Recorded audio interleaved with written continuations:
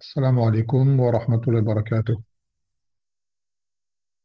الحمد لله، الصلاة والسلام على نبينا محمد وعلى آله وصحبه من تبعهم بإحسان إلى يوم الدين، أما بعد. طيب. Donc après l'absence qu'il y a eu mercredi dernier, on reprend ce ders hebdomadaire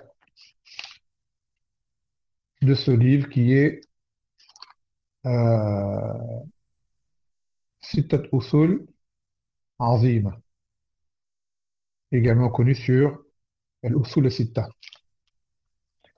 On a déjà pris trois usul, trois fondements, bihamdillahi ta'ala. Al-awwalu, al-ikhlas. Le premier, c'est l'ikhlas. Et que pour les gens, l'ikhlas est devenu le fait de réduire du rang des salihin, car ils se sont mis à prendre des intercesseurs entre eux et Allah Azza wa Jal. Et pour eux, être mukhlis, c'est cela. D'accord? C'est vouer une adoration pour que Allah, en vue de se rapprocher d'Allah subhanahu wa ta'ala. Et lorsqu'on appelle les gens à adorer Allah seul et à délaisser leurs intercesseurs et intermédiaires, alors, de là, les gens n'acceptent pas. Deuxième fondement est l'ijtima' fi din, l'union en religion, c'est-à-dire l'union sur la vérité. Car les gens aujourd'hui se divisent en plusieurs mazahib, écoles juridiques et avis et compréhensions et autres, et pensent que cette diversité est une chose qui est profitable à l'islam, alors que ce n'est pas le cas. L'islam appelle à se réunir tous sur la religion, sur une seule et même compréhension. Même si parfois certaines divergences peuvent subvenir, celles qui ne nuisent en rien à l'union et au fondement, sans quoi euh, ces différences d'opinion que les gens instaurent comme étant des règles religieuses, cela nuit à l'islam et nuit à ce fondement. Donc, quand on appelle les gens à s'unir, d'accord, ils prennent cela comme une offense envers ce qu'eux conçoivent comme vision de la religion. Thalithan, on avait pris as-sama wa ta'a, l'écoute et l'obéissance au gouverneur des musulmans. Taïeb, au gouverneur des musulmans, et que pour les gens aujourd'hui, ce fondement est devenu complètement hérétique, car pour eux, le héros ou l'homme exemplaire ou le courageux, c'est celui qui parle sur les gouverneurs, et que cela reste parmi les sujets les plus abordés par les gens lors de leurs assises et assemblées, qui est de critiquer leurs gouverneurs en s'oubliant eux-mêmes.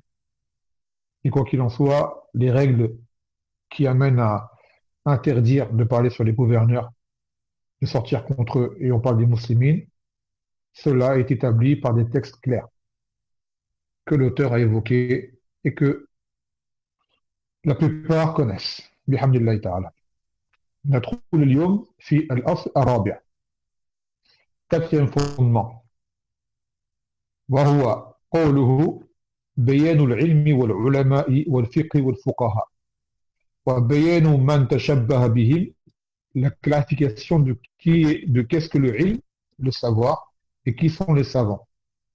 Qu'est-ce que le fiqh et qui sont les fuqaha, les gens qui comprennent la religion. Et différencier entre eux et les gens qui cherchent à leur ressembler, mais qui ne font pas partie d'eux. وقد بين الله تعالى هذا الأصل في أول سورة البقرة من قوله تعالى يا بني إسرائيل اذكروا نعمتي التي أنعمت عليكم إلى قوله قبل ذكر إبراهيم عليه الصلاة والسلام يا بني إسرائيل. Et Allah Azza wa Jal a clarifié cela, ce fondement, dès le début de la sourate Al-Baqarah, lorsqu'il dit ô fils d'Israël, rappelez-vous mon bienfait dont je vous ai comblé. Jusqu'à ce qu'ils disent, qu'il évoque Ibrahim, dans un verset qui commence également par ô fils d'Israël. ويزيده وضوحا ما صرحت به السنة في هذا من الكلام الكثير المبين والبين الواضح للعامي البليد. Et également, on ajoute à cela encore plus de clarté à travers la sunna qui évoquait beaucoup de textes. ثم صار هذا أغرب الأشياء وصار العلم والفقه والبدع والضلالات. Ensuite, ce fondement est devenu parmi les choses les plus étranges auprès des gens, car le ilm et le fiqh sont devenus les innovations ainsi que les égarements. Allah Azza wa Jal a imposé à sa création, c'est-à-dire les hommes mukallafun, et qu'il a vanté dans son livre, dans sa révélation, n'en parle et a écrit des ouvrages mettant en garde contre lui. C'est lui qui est devenu, pour les gens, le savant devient vrai et le vrai devient faux. Et cela fait partie des signes de l'heure, comme nous l'a informé le prophète Mohammed sallallahu alayhi wa sallam. Donc maintenant revenons au charh de Cheikh El-Fawzan, Hafizallah Ta'ala.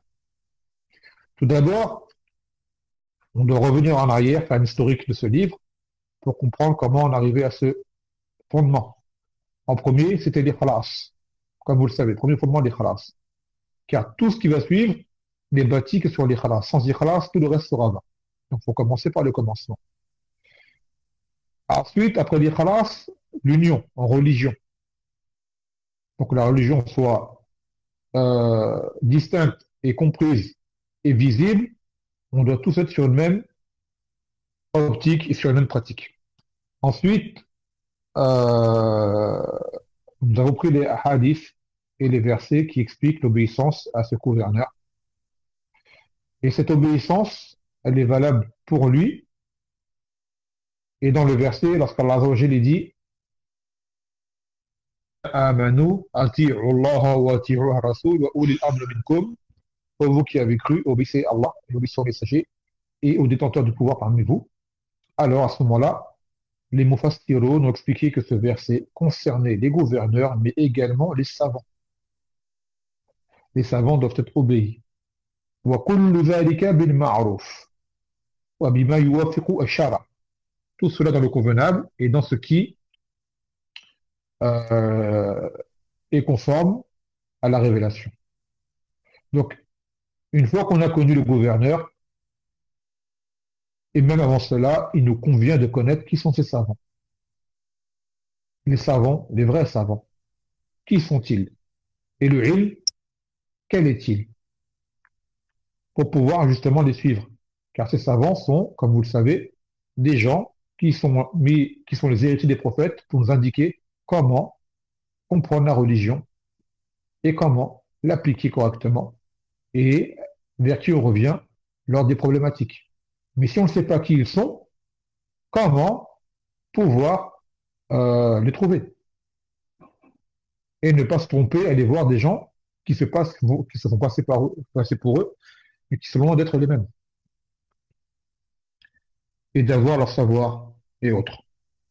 Donc il dit يقول الشيخ حفظه الله تعالى هذا أصل عظيم وهو بيان المراد بالعلم وهو أن العلم هو العلم الشرعي المبني على كتاب الله وسنة رسوله صلى الله عليه وسلم وهذا هو العلم النافع أما علوم الدنيا من الحرف والصناعات والطب وغير ذلك هذه لا يطلق عليها العلم بدون قيد. Donc ce fondement, c'est un fondement qui est, comme les autres, qui est également grandiose et immense, qui est pour démontrer qu'est-ce qui est voulu par le ilm, le savoir. Quel est-il? Il s'agit du ilm shari'i, la science légiférée, qui est bâti sur le livre d'Allah Azza wa Jal et la sunna de son messager, sallallahu alayhi wa sallam. Tel est le ilm qui est profitable. Quant aux sciences, elles, mondaines, comme l'artisanat, l'industrie, la médecine, l'ingénierie et ce qui s'ensuit, toutes ces choses-là ne sont pas nommées ilm dans l'absolu, mais elles sont attribuées à la chose à laquelle elles reviennent. Par exemple, on va dire la science de l'industrie, la science de la médecine, la science de l'ingénierie et autres. Mais lorsqu'on dit ilm tout seul dans le Coran et dans la Sunna, ce qui est voulu par là, c'est le ilm religieux. C'est important de comprendre cela. إنما يقال علم هندسة وعلم الطب لكن للأسف أصبح الآن في عرف الناس إذا قيل العلم فإنه يراد به العلم الحديث. Car maintenant, justement, les gens pour coutume, malheureusement, lorsqu'on parle de ilm, Pour eux, ils veulent parler des sciences modernes. ويقولون هذا استمعوا ويقولون إذا سمعوا شيئا من القرآن هذا يشهد له العلم الحديث وإذا جاء حديث قالوا هذا يشهد له العلم. Pourquoi? Car maintenant, pour les gens, ils font devancer ces sciences modernes et modernes sur celle de la révélation. Car beaucoup de gens ne se mettent à croire que lorsqu'ils ont justement euh, une science moderne qui confirme un verset ou un hadith. Tu dis un verset, par exemple, ils disent oui, oui, tel verset est appuyé par tel savoir dans la médecine, tel savoir dans tel domaine. Et pas pour les hadiths. Et donc voilà comment ils arrivent à trouver une forme de conviction en se basant sur les sciences modernes et non pas sur la révélation en soi. Et ça, c'est une erreur. Si la science moderne vient vous confirmer la révélation, alors tant mieux. Si ce n'est pas le cas, on y croit quand même. Mais ne pas attendre de trouver confirmation de la part des médecins, architectes, astronautes ou j'en passe, qui font des découvertes allant dans le sens du Coran. Car les gens, par cela, vous leur donnez, là, c'est un rang qu'ils ne méritent pas. Et l'intérêt de croire, justement, c'est de ne pas avoir vu. C'est ça un croyant, il croit en l'invisible. Il n'a pas besoin d'avoir une chose basée sur la rhétorique, sur la logique et autres pour pouvoir croire. S'il sait que le texte est authentique, il croit. Quand bien même cela s'opposerait au sens. Si le texte est authentique et que le hadith est authentique et compris dans le sens correct, alors on y croit. يقول صار العلم الآن يطلق على علم الحرف وهو الحرف عفوا والصناعات والطب ولذلك مع أنه قد يكون جهلا لأنه قد يعتريه شيء من الخطأ الكثير لأنه مجهود بشري خلاف العلم الشرعي فإنه من الله فهو كما قال تعالى لا يأتيه الباطل من بين يديه ولا من خلفه تنزيل من حكيم حميد. Donc on a expliqué que pour les gens aujourd'hui le mot science s'applique sur les sciences modernes. Et cela est une nuance de leur part. Car on peut trouver dans ces sciences-là énormément d'erreurs. Car il est le fruit, ce savoir, d'un effort humain. Et l'humain, comme vous le savez, d'accord, est faillible. Et combien d'humains ont fait des découvertes pour ensuite s'avérer être fausses en disant on a cru depuis des années, des décennies que tel fait était basé sur tel fait, et en fait on vient de découvrir que non. Ils appellent ça les sciences modernes, les découvertes. C'est-à-dire ils découvrent des choses. Alors que le Coran n'est pas une découverte, le Coran existe déjà depuis, comme vous le savez, qu'il est descendu sur le Nabi sallallahu alayhi wa sallam. Donc il n'y a rien de nouveau. Il n'y a rien de nouveau, il n'y a pas de découverte. C'est juste, on se rappelle. Et juste, on finit par comprendre, sans que la révélation, elle est déjà là. Alors que eux ne cessent de chercher pour découvrir et découvrir et découvrir. Donc le ilm shari'i, il est, lui, infaillible. Dans le sens où Allah a dit, en parlant du Coran, le faux ne l'atteint pas ni de devant ni de derrière. Il est une révélation d'un sage et loué. Donc le Coran ne contient aucune fausseté. Rien du tout. Et ce qui pourrait nous paraître comme étant contradictoire entre les versets, cela n'est dû qu'à notre manque de science, notre manque de compréhension, notre manque de recherche. C'est tout. Sans quoi il n'y a aucun tanaqud bayna al-nusus. La bayna al-ayat, wa la bayna al-ayat wa al-ahadith as-sahiha. Ni les versets entre eux, ni les versets face aux hadiths authentiques. Aucune contradiction. Jamais de la vie. Bien que des gens en cherchent, mais en réalité, il y a toujours une réponse à leurs ambiguïtés. وقال تعالى إنما يخشى الله من عباده العلماء. Que seuls craignent Allah parmi ses serviteurs, les savants. وهم علماء الشرع الذين يعرفون الله. Donc il s'agit là justement des ulama de la législation, ceux qui connaissent Allah subhanahu wa ta'ala.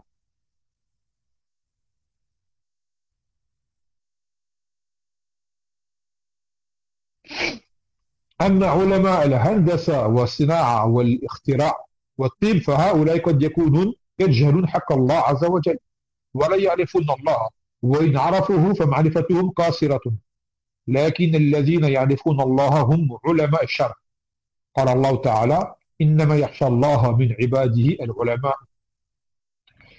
Donc les savants sont ceux qui connaissent Allah Azza wa Jal.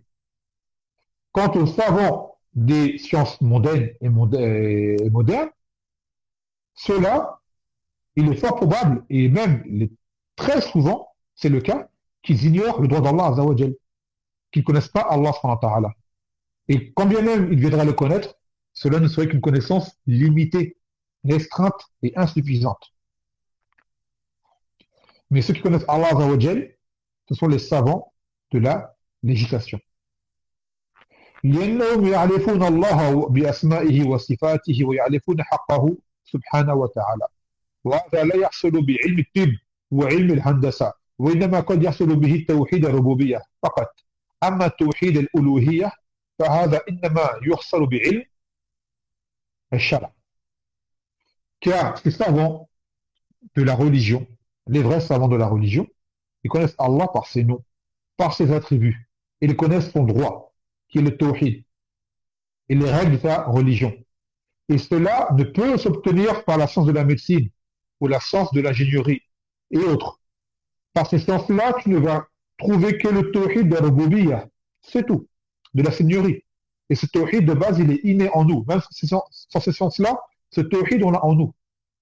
Mais par exemple, les explorateurs et autres chercheurs qui font des découvertes à travers la création n'aboutissent qu'à un tawhid de rububiyya, qu'il y a un créateur et qu'il fait telle et telle chose, et ainsi de suite. Mais quand il s'agit de parler de shirk et de tawhid fil uluhiyya, ils sont totalement ignorants. Totalement ignorants. Illa man sha Allah. Donc ce tawhid al-uluhiyya qui est justement ce tawhid qui est demandé et auquel on appelle tous les messagers, celui-ci, on ne peut le connaître que par la science légiférée de la religion. D'accord? Donc ce sont ceux-là les savants qu'il faut connaître. Les savants du din. Ulama l'islam. Après dans le paragraphe, lorsqu'il dit à propos de ceux qui se font passer pour des savants mais qui n'en font pas partie, يقول المقصود بيان من تشبه بأهل العلم وليس هو من أهل العلم إنما يحاكي أهل العلم ويتشبه بهم وهو لا يملك رصيدا من العلم. Quant à ceux justement qui se font passer pour des gens de science mais qui n'en sont pas et qui leur ressemblent, ce sont souvent des gens qui justement n'ont même pas d'ilm.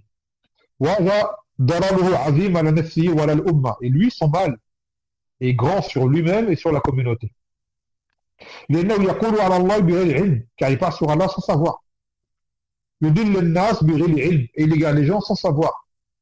كما قال تعالى فمن أظلم ممن افترى على الله كذبا يدل الناس بغير علم, et qui donc est plus injuste que celui qui forge sur Allah un mensonge pour égarer les gens sans savoir.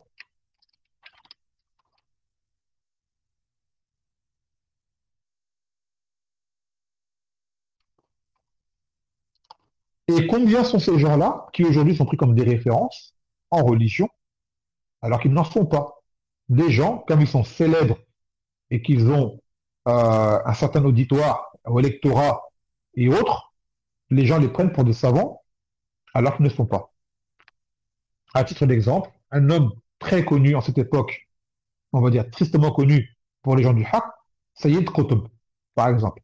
Sayyid Qutb, que vous connaissez tous, qui était un leader parmi les Ikhwan muslimin, cet homme-là est devenu une référence pour une grande partie de la Ummah. Alors que cet homme-là n'était pas un savant.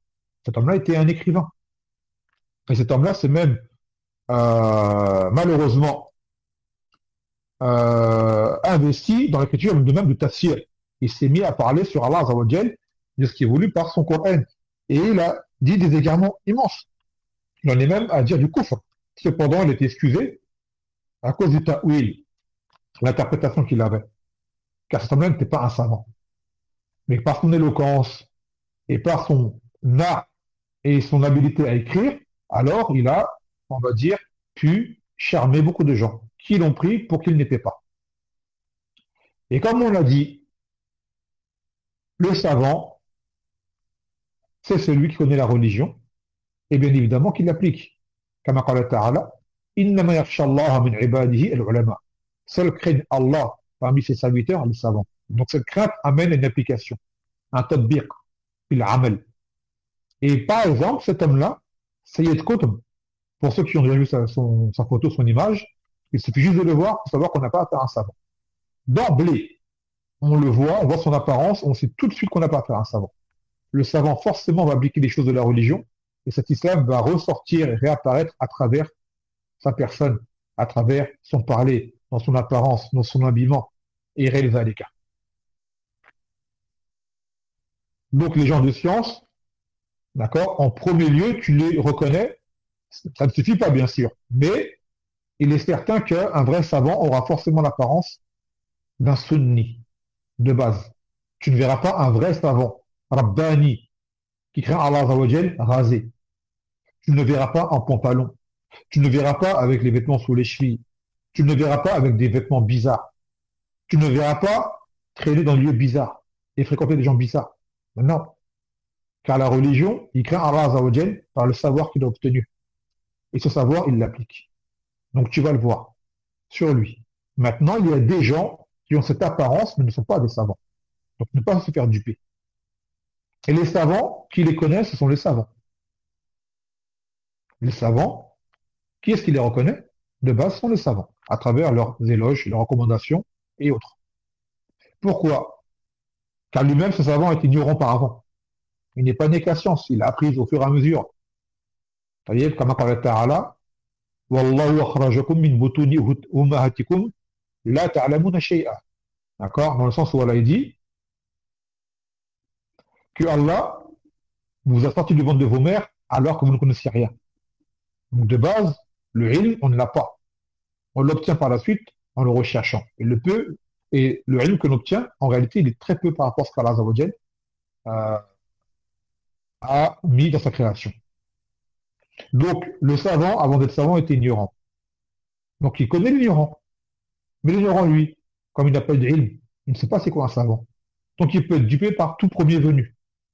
Vous voyez d'autres exemples de gens qui sont pris pour des savants alors qu'ils ne le sont pas.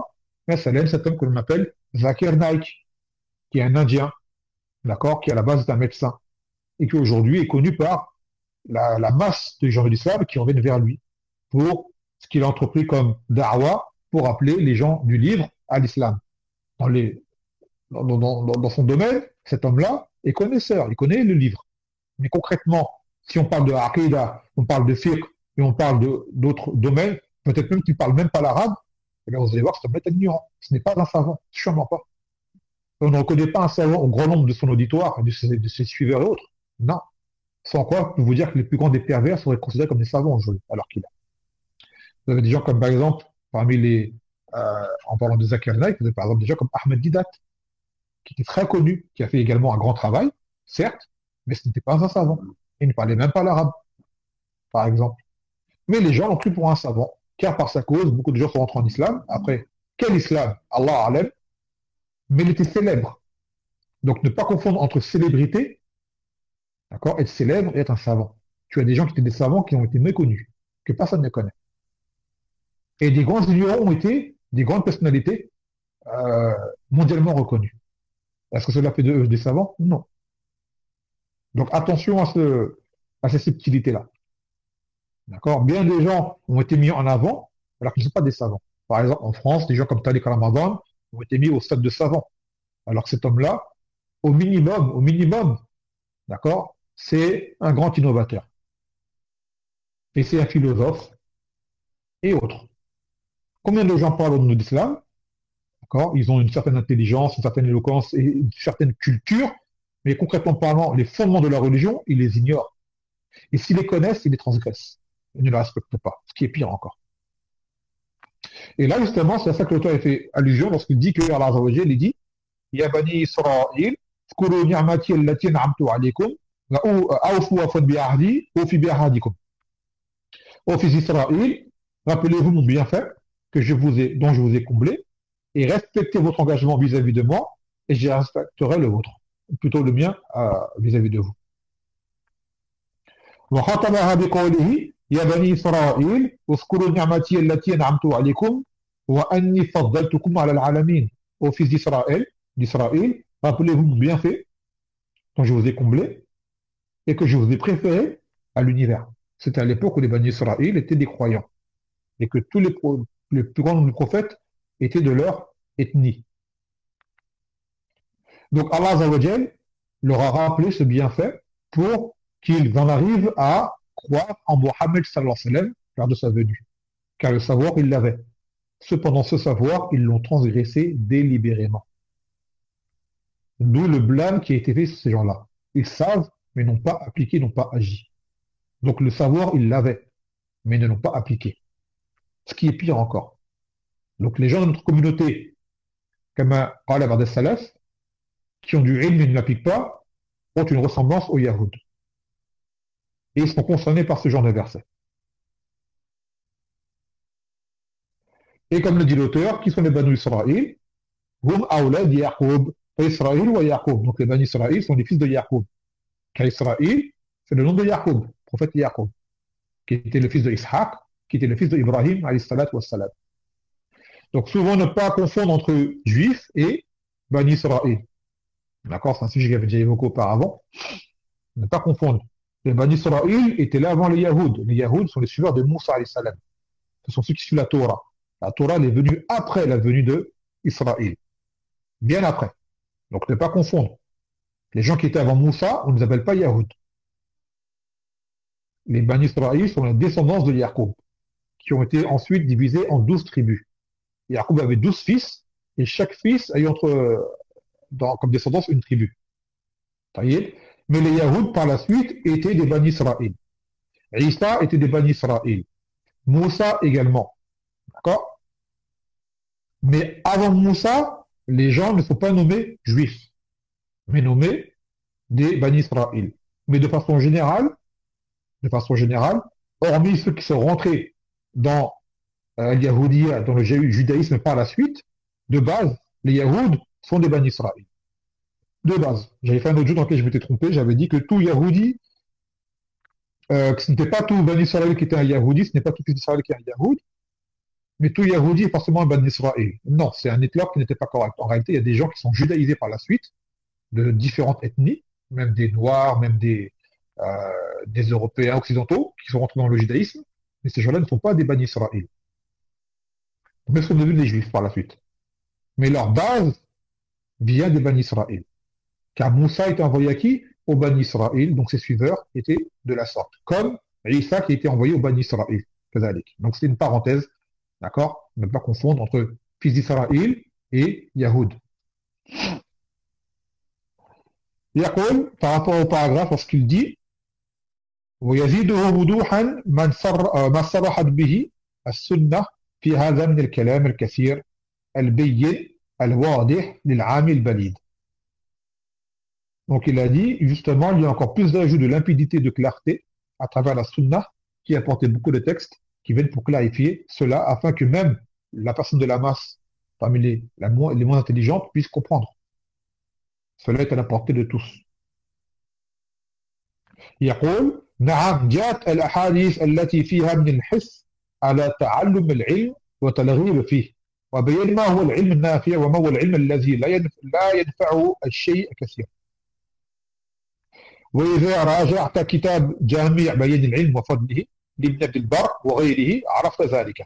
Donc beaucoup de hadiths sont venus pour inciter justement à apprendre la religion. D'accord? Pour nous motiver, nous encourager à le faire. Et qu'est-ce qui est ce ilm qui est incité à prendre? C'est l'ilm nafi'. C'est la science légiférée. Car c'est par celle-ci que tu pourras accomplir ce pourquoi tu as été créé. Demain, tu pourras devenir le plus grand des docteurs, mais tu ne sauras peut-être même pas faire l'ozo. C'est une réalité. Mais d'ailleurs, dans le domaine des sciences modernes, qui sont ceux qui dominent aujourd'hui? Ce sont les koufars. Donc, est-ce qu'on va dire que cela est noble pour eux? En réalité, non. C'est juste pour les mener par échelon pour qu'ils soient impressionnés par leur savoir qui en réalité ne leur servira à rien le jour du jugement.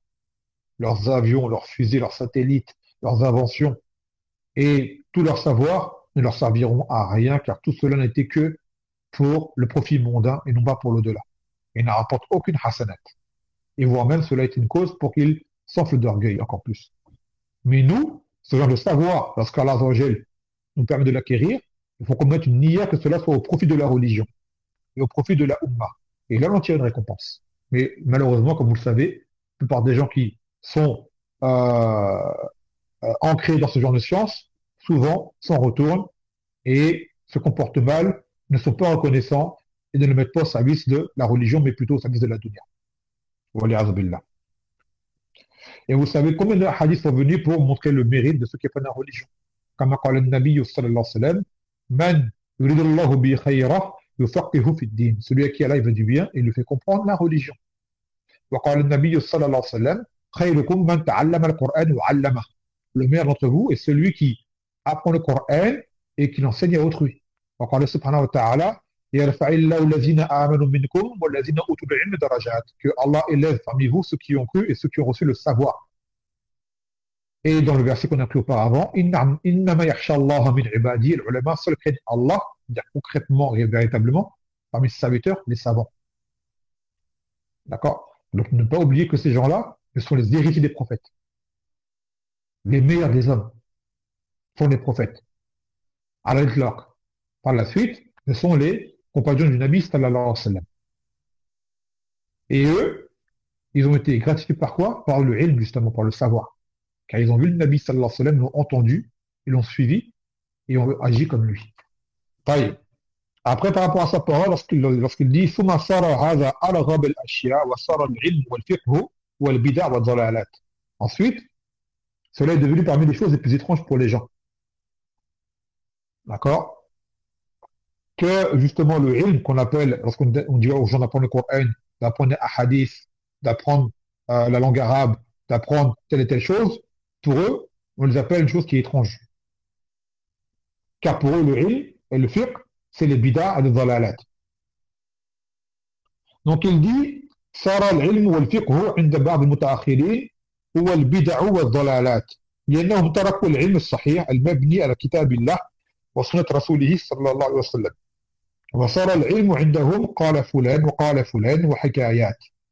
Donc pour les gens, parmi les contemporains principalement, et quand ils parlent de contemporains, oui, ce sont les gens de notre époque ou même ceux de l'époque de l'auteur, c'est devenu justement les innovations et les égarements. Les choses que les gens qui nuisent aux gens en réalité en religion. Car ces gens-là ont délaissé la science authentique qui est bâtie sur la révélation. Donc pour eux, le ilm, c'est un tel a dit, ainsi que des contes.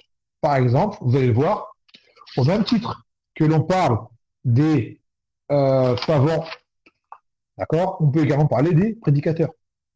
Puis aujourd'hui, les gens qui sont mis en avant, souvent sont les gens les moins savants et qui parlent beaucoup. Par exemple, vous allez voir bien des prédicateurs sur les réseaux parler, être pris comme référence religieuse vers qui les gens reviennent, posent leurs questions, et ils n'ont pas de science. Juste ils savent captiver les gens par des sujets apolémiques, des sujets d'actualité, ainsi de suite. Mais en réalité, al-ilm al-shar'i, ils n'en ont pas, ou très peu. Donc il y a comme plein d'histoires, anecdotes, en tel endroit, telle histoire, ainsi de suite, et ça plaît aux gens. Donc pour les gens, ces gens-là sont des vrais prédicateurs. Et on en a à l'appel, qui ont compris comment attirer les gens vers eux. Surtout, eux, ils ont acquis un ilm, vous savez aujourd'hui, qui est l'emploi de ces réseaux. Car les gens sont captivés par ces moyens de propagande et de diffusion. Donc, eux ont appris de façon minutieuse comment utiliser ces réseaux pour avoir le plus de suiveurs possible, d'abonnés possible, et toucher le plus de monde possible. Et bien sûr, on en tire également un profit mondain. Toujours. Donc, ces gens-là, attention. D'accord? Ce qu'ils appellent influenceurs et autres sont des gens qui sont, pour la presque quasi-totalité, des grands ignorants. Là. Ensuite, il dit, par rapport au paragraphe, وخير ما عندهم لبس الحق بالباطل, et que au mieux, ce que tu trouveras chez ces gens qui ressemblent ou qui se font passer pour des gens de science, au mieux, ce que tu auras auprès d'eux, c'est qu'ils vont mélanger le vrai au faux. Une partie de vrai pour t'attirer, et une fois que tu es attiré, ils te balancent leur faux. Ils ne viennent pas directement par le faux. Sans quoi ils vont te faire fuir. Ils viennent par une partie de vrai. Et par la suite, là, comme on dit, il y a dosun al-san, fil asal, il glisse le poison dans le miel. يقول يجب أن يميز الحق من الباطل ويفصل بينهما أو يفصل بينهما أما إذا خلط بينهما فهذا هو التلبيس والغش والتدليس على الناس. Donc il est obligatoire de distinguer entre le vrai et le faux et de les séparer. Mais lorsque les deux sont mélangés, alors là, quand la personne parle, c'est là qu'elle rentre dans la tromperie et dans l'escroquerie et dans la tricherie sur les gens. Et ça, c'est la particularité des hizbis. D'accord? Les hizbis, ils sont forts pour ça. Surtout les hizbis qui sont sous une apparence de salafis. Ils vont citer des savants de la sunna, des hadiths authentiques, des règles connues, pour ensuite te les mélanger à des faussetés pour t'emmener vers là où ils veulent. Et tout mélanger dans le sujet. Et ça, c'est un peu la manière des prestigitateurs, un peu comme les magiciens, qui font des cours de tour de passe-passe pour détourner ton attention, te faire croire des choses qui ne sont pas vraies. Et bien, ils font la même technique, avec des paroles de savants, de salafs, toutes confondues entre le vrai et l'authentique, et les mis hors contexte, et des histoires, des témoignages personnels qui leur sont arrivés avec un tel ou un tel ou un tel, pour te prendre par les sentiments, voire même quitte à pleurer, et ensuite te faire croire qu'ils sont sur le vrai, chose qui n'est pas le cas. D'accord?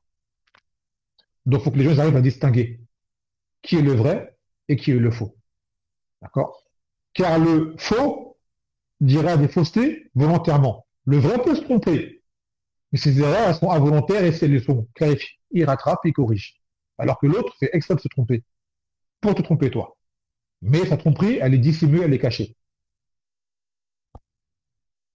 يقول وصار العلم الذي فرضه الله تعالى على الخلق ومدحه لا يتفوه به إلا زنديق أو مجنون. Donc par la suite, ce ilm que Allah a imposé aux hommes et qu'il a vanté, n'en parle qu'un zindiq ou un majnoun ou un fou. Car les gens veulent entendre des paroles qui sont liées à l'actualité. Donc quand tu viens, tu donnes des hadiths et des règles à en tirer, des versets, des règles à en tirer, le tafsir, tu parles de tawhid, tu as donné convenable, interdit de blâmable et autres, les gens ne font pas attention, n'écoutent pas trop, car ça ne les captive pas. Ils les mènent chez Allah, ils les mènent Allah. Les gens ne sont pas attirés par ça. D'accord? Pour eux, c'est morose, pour eux, c'est ennuyeux, pour eux, c'est un peu rabat-joie. Donc voilà. Et des gens, ils ont compris cela, donc ils viennent avec un peu de fantaisie dans la darwa, faire des artifices, des vidéos, des montages avec tout ce qui s'ensuit pour pouvoir attirer les gens, et qui en réalité ne les amènent pas à appliquer la religion comme il se doit, mais ils appellent à leur propre personne. Ou alors une idéologie qui est fausse et erronée, qui contredit les fondements de la religion authentique. يقول لأنه يخالف ما هم عليه فالعلم الذي أثنى الله عليه وعلى أهله ومدحه وصار عندهم جهلا ومن تفوه به أي تكلم به فهو مجنون لأنهم يقولون إن العلم الذي فرضه الله يغير معالي الناس ويغير دين آبائنا وأجدادنا.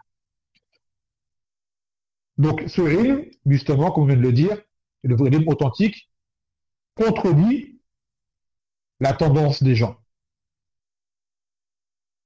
Donc pour eux, lorsque tu parles du ilm et qu'ils voient que la plupart des gens ne sont pas là-dessus, ils le voient comme de l'ignorance et ne le prennent pas en considération. Et celui qui appelle à cela qui en parle, pour eux c'est un fou. Car ils voient que le discours que tu prônes et ce à quoi tu appelles s'oppose à ce qu'ils ont toujours connu de la part de leur père et de leur grand-père. Donc ils restent sur le suivi aveugle de la masse, ils suivent ce que tout le monde fait, ce qu'ils ont toujours vu, quand bien même cela était une chose qui était fausse. Et tu as des gens, ils vont couper cela, comme je vous dis, ils viennent avec Ousloub, soi-disant, qui ressemble à ce que les gens ont connu auparavant, pour pas les choquer, les heurter, et ils plaçaient leurs ambiguïtés pour attirer les gens vers eux, sous couvert d'appel à l'islam.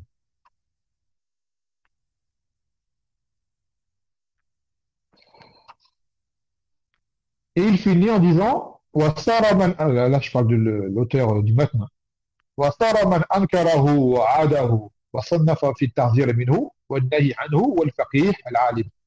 Et pour les gens, maintenant, c'est celui qui écrit et qui s'oppose à ce ilm shar'i qui devient le faqih et le savant.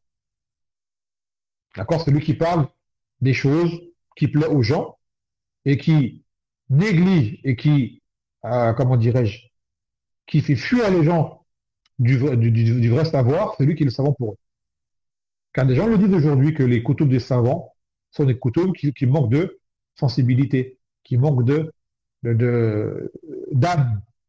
Car dans les coutumes de fiqh, c'est le chapitre, les hadiths, le jugement, ainsi de suite. Les gens, ils veulent pas ça. Ils veulent des émotions, ils veulent des sensations. D'accord? Donc quand ces coutumes-là en sont vides, car la religion n'est pas là pour ça, eh ben les gens, ça ne les intéresse pas. Et tu as des gens qui viennent avec Oslo, plus dans le style de romancier, d'écrivain, de mise en scène, de sketch, et j'en passe, même d'humour, à faire rire les gens, à faire de l'humour, et j'en passe, pour pouvoir captiver les gens. Un peu à la manière des certains, tu les vois prédicateurs, en réalité, seraient plus à même d'être des animateurs dans des clubs med islamiques. Et quand on dit islamique, c'est entre parenthèses, c'est pour dire des lieux où les musulmans se rendent. C'est tout. Mais point de vue da'wa et ta'lim, wa ta'sil, wa irshad, ils sont zéro pointés. Ces gens-là sont des animateurs, d'accord? Des ambianceurs, mais pas des prédicateurs, et pas des enseignants. Et encore moins, et encore moins, et encore moins des savants, bien évidemment. Et aussi, parmi les choubouettes, comme le cite auteur, c'est important, à propos de ces gens qui s'opposent à la religion, أما من نشر العلم الصحيح يقولون عنه هذا لا يصلح هذا جاهل هذا يريد أن يفرق الناس إنا نريد التجميع لا نريد التفريق أي تجميع ولو على الباطل ولا نريد التفريق الذي فيه تمييز الحق من الباطل. Donc lorsqu'une personne appelle à la science concrètement, à la sunna concrètement, à l'islam concrètement, eux ils disent, d'accord, cette personne-là n'a pas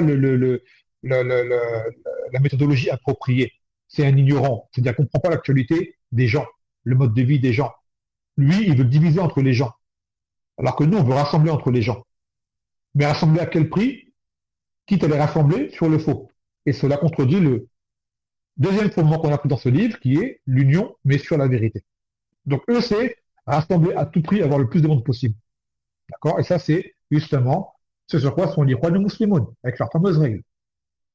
C'est ça le but des Ikhwan. D'accord? C'est unir les gens le plus possible. Quantité et non pas qualité.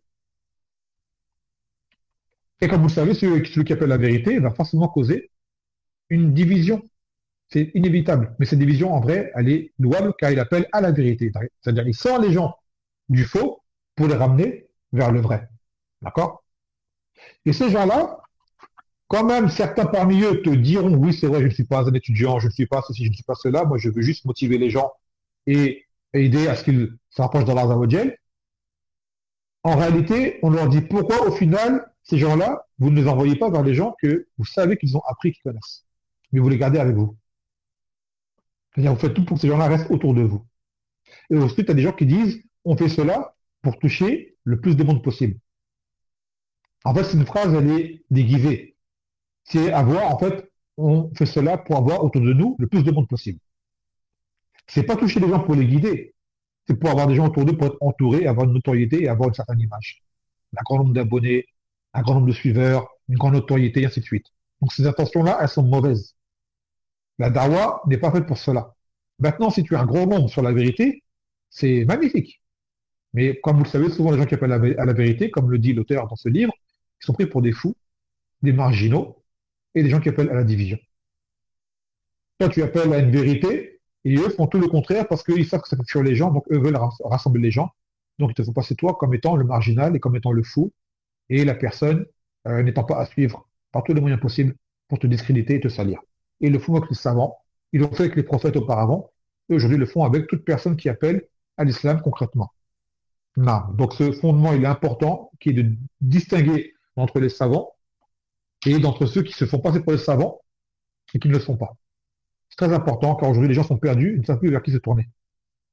Tant dans le milieu du ilm, des ulama, que dans celui de la prédication, des gens qui sont dans leur pays, qui parlent leur langue et qui sont à leur niveau, approximativement.